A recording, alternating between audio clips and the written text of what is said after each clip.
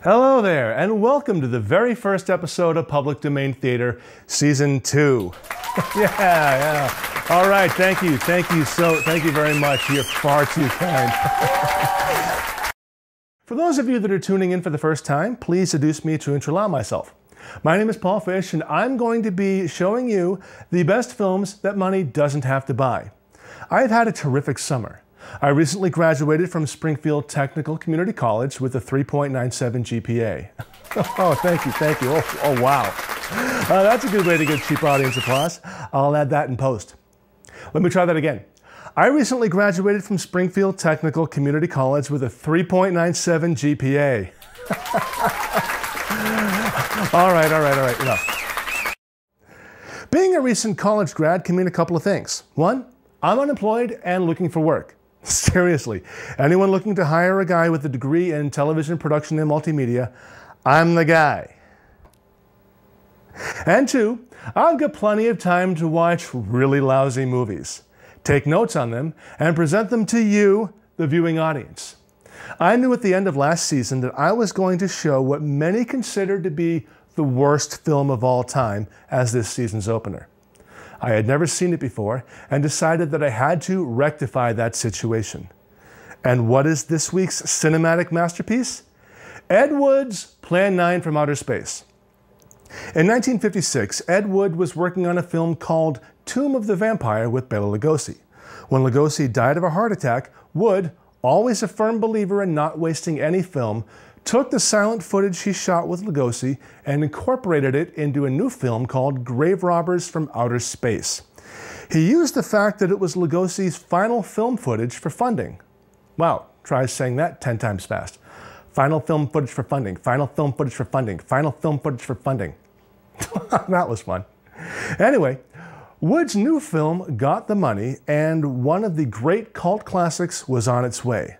The plot of Plan 9, such as it is, revolves around some extraterrestrials that are trying to stop humans from creating a weapon that would destroy the universe.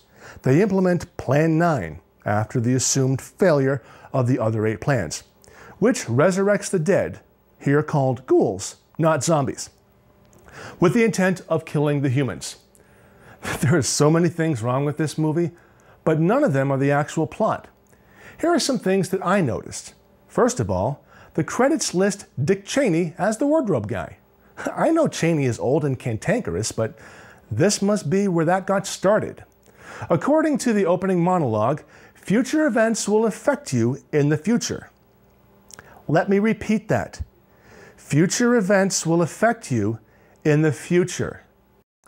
And there is a glaring omission in the opening credits. They should read, also starring hubcaps on strings as the spaceships, and not Bela Lugosi as Bela Lugosi. Since Ed Wood could not use Lugosi for much of the film, what with him being dead and all, he used his associate producer Tom Mason as a stand-in. Let's see if you can figure out which scenes are with Lugosi and which are with Mason. The editing is so well done that it's really hard to tell. Wink! There are a couple of great drinking games you can play while watching this. Take a shot of scotch whenever Bela Lugosi walks into the graveyard. Take a shot of vodka whenever a shot switches from day to night and back to day. Take a shot of gin whenever you see the actor playing the pilot looking at the script that's sitting on his lap. And take a shot of absinthe whenever someone gesticulates wildly while holding a pistol. On second thought, maybe you'd better do your liver a favor and stick to shots of neon pink stomach relief medicine. If you're watching this movie, you may already have some of that handy. Are you ready? I know that you think you are, but are you really ready? All right. Get your popcorn and your soda, make note of the nearest emergency exit, and switch off your cell phone or pager. Public Domain Theater is proud to present Gregory Walcott, Mona McKinnon, Dudley Manlove, Hubcaps on Strings, and Not Bela Lugosi as Bela Lugosi, starring in Plan 9 from Outer Space. Ed Wood's crowning achievement. The feather in his cap, the angora in his sweater, the garter to his fishnets. Plan 9 from Outer Space. Worst film ever made? I'm not quite sure it deserves that title.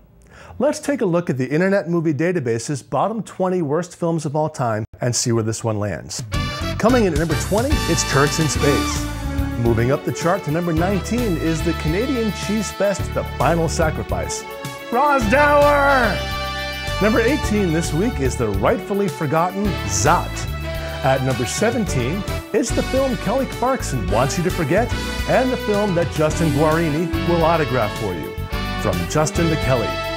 Paris Hilton makes her first chart appearance at number 16 in The Hills. Answering that age-old question, what happens when you mix the chubby kid from Stand By Me with a Spice Girl, is the film Fat Slags, number 15 this week. At number 14 is the film Too Beautiful, apparently not beautiful enough to warrant a poster. The 13th worst film of all time comes to us from the animation capital of the world, Hungary. It's A Fox's Tale. Can't get enough of Paris Hilton? Then check out number 12, Pledge This. 1964's The Starfighters comes in at number 11. Hitting the chart at number 10 is Uli Lommel's Zombie Nation. Director Coleman Francis's The Skydivers crash lands at number 9. Ben and Arthur moves up a notch this week to number 8. At number 7 is the sugary sweet stupidity of Dream.net. Belly flopping from number 1 to number 6 is another Coleman Francis head scratcher, Red Zone Cuba. The top 5 this week starts with Monster A Go-Go. Forcing its way into the number 4 slot is the so bad it's good Manos, The Hands of Fate. At number 3, it's the even worse sequel to a horrible movie, Super Babies, Baby Geniuses 2. Speaking of number 2, Uli Lommel is back with Daniel the Wizard. And finally, the number 1 worst movie of all time. You've probably already guessed it. Drum roll, please. Titanic, The Legend Goes On. Wait, what? That can't be. Where's Plan 9 from Outer Space? The supposedly worst movie of all time. It's nowhere to be found on the IMDb bottom 100 list. That's right. This movie has a higher rating than the Ben Affleck Jennifer Lopez misfire Gigli and the John Travolta abomination Battlefield Earth. So there is hope for humanity yet.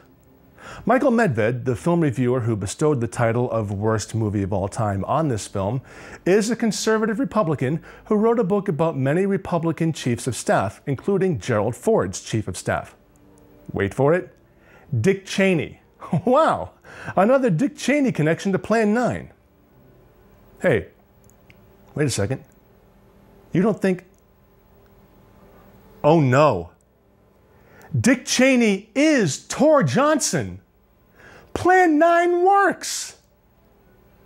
If you'd like to leave me a message, say hello, or suggest a film, you can contact me through Facebook, Public Domain Theater, Twitter, Cherokee_Jack, or YouTube, Ethel Wummer. You can also now experience the show live. Public Domain Theater Live at Popcorn Noir in East Hampton, Massachusetts happens once a month. It's a lot of fun, the movies are free, and the food is excellent. Make sure to check out Popcorn Noir's website, www.easthamptonpopcorn.com, for showtimes.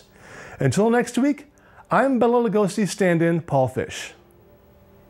All right, this is the Jaws thing, and this is just for the audio. Pay no attention to what you see. Paris Hilton makes her first chart appearance at number I almost had it. All right.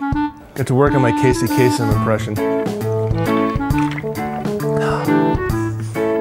The bottom of your heart's to the top of the charts. All right, focus, focus, focus, focus.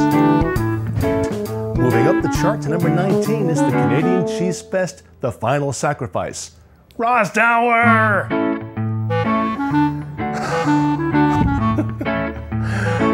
I got lost in my own little world there. Damn you, Rosdower. Damn you. Oh, Rosdower. Why do you taunt me? Why do you taunt me?